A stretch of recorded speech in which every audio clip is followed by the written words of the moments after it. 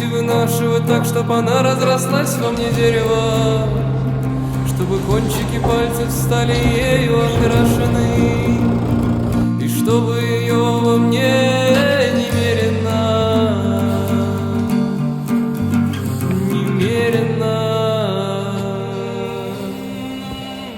я любовь эту буду теплить и вынашивать так,